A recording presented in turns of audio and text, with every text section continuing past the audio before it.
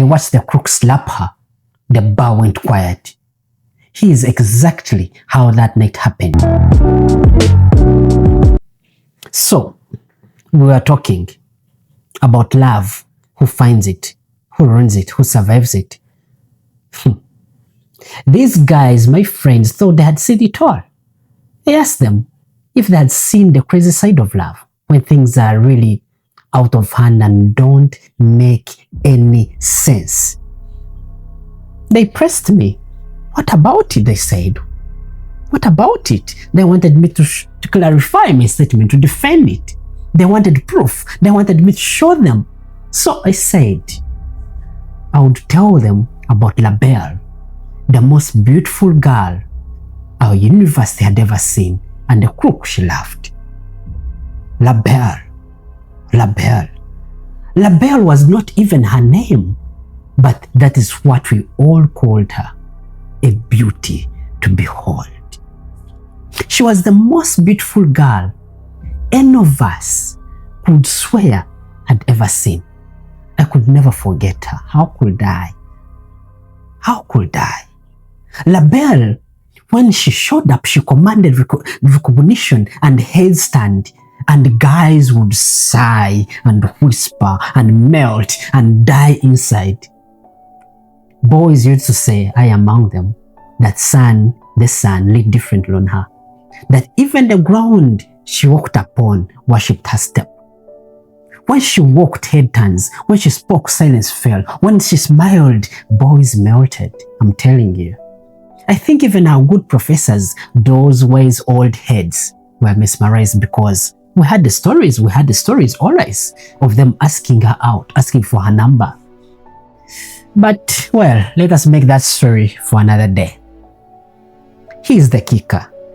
Each time someone saw Belle for the first time and then went on as to praise, as to wonder about her beauty, someone nearby would quickly chime in and mention that she had a boyfriend.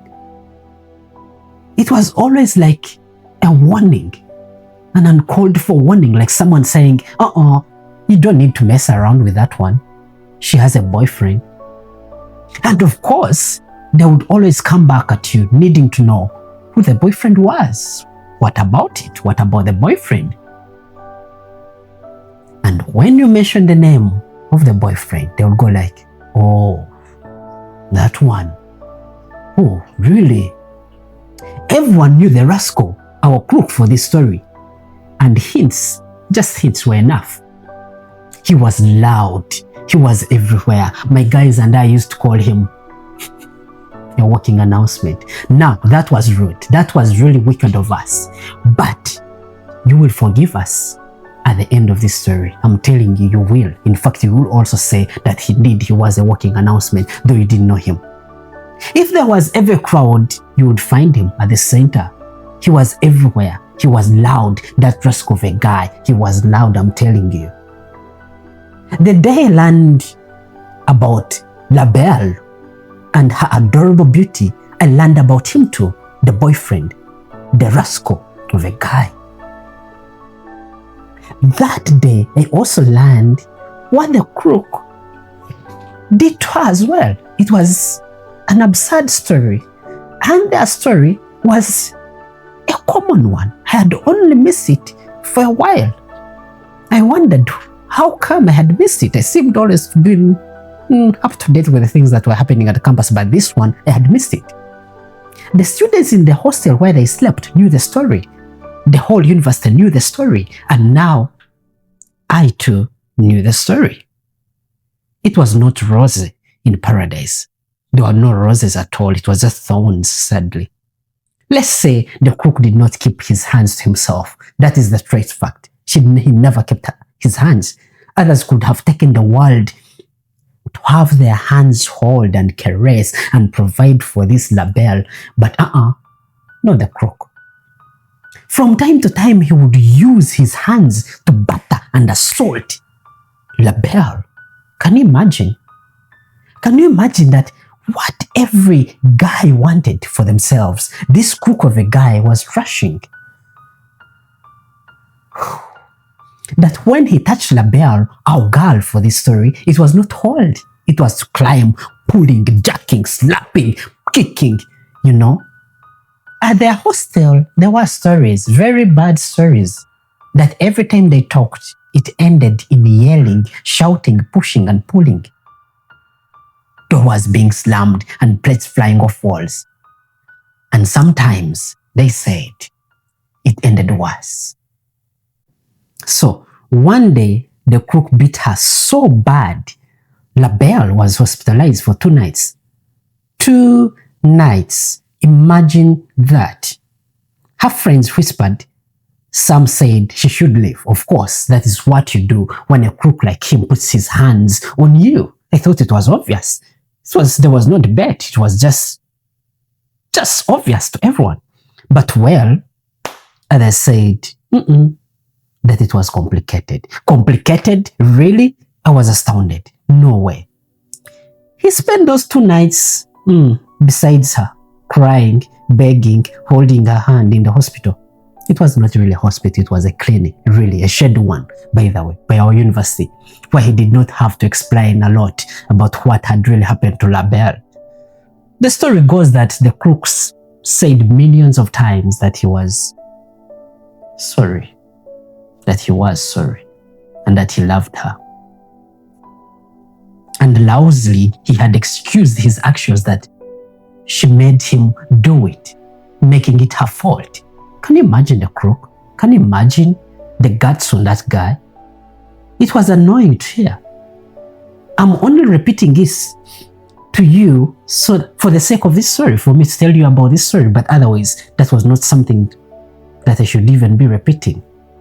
And LaBelle forgave him. When my friends and I had, we lost our minds. We could not understand.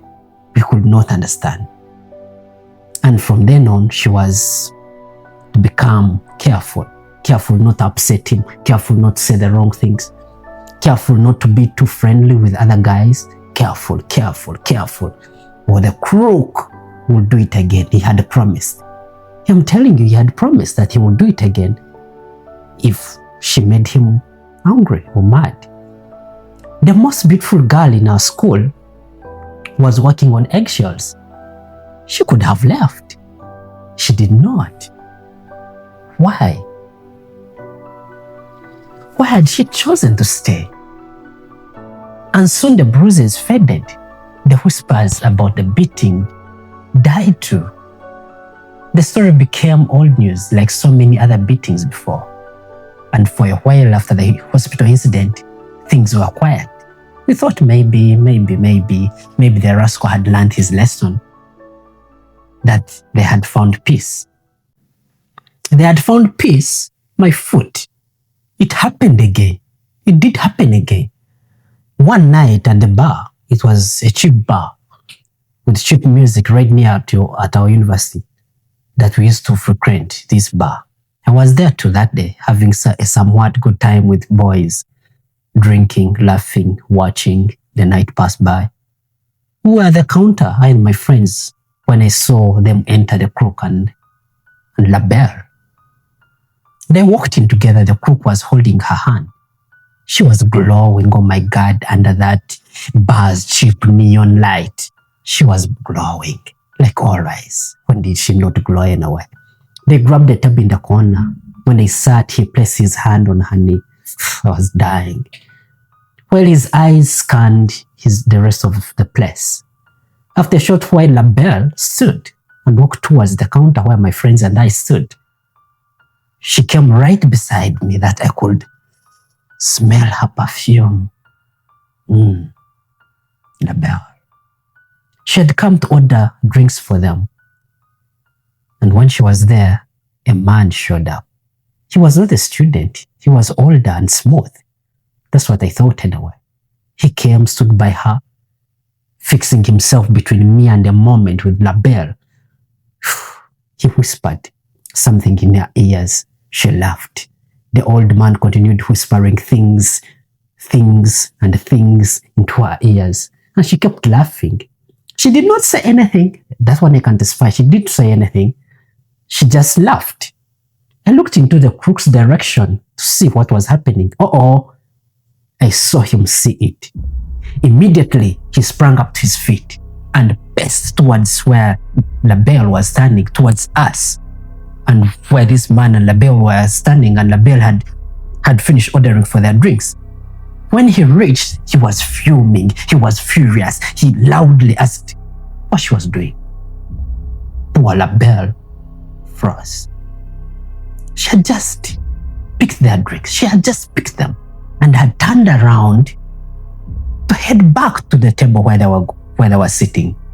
The crook asked again, what was she doing speaking to another man? She did not know what to say. She just froze, holding their 2 glasses of drinks in her both hands. And then, without warning, the crook slapped her across the face. He struck her so hard that everyone around stopped, and the glasses she was holding, they went crashing down on the floor. It was a moment of silence, deafening silence that cut through the music and the haze of the bar. And for a moment, including I and my boys, we stopped and stared. Then the crook grabbed her wrist and literally dragged her back to their table. It was unbelievable, the guts on that crook of a guy. And the night and the bar just carried on like nothing had happened. Just like that. The following day, it was a Monday. Our university campus, as always, was bustling with activity, just like always. It was a busy day for me, so I was rushing to the library. I had some research to do, so I came rushing down the steps of the library, and there they were, LaBelle and the crook. I had to stop. They were sitting on the steps, arm in arm, talking and laughing loudly. It was unbelievable. I had to stop to be sure that I had indeed seen right. And guess what? I had seen right. It was the crook and the ever-radiant LaBelle.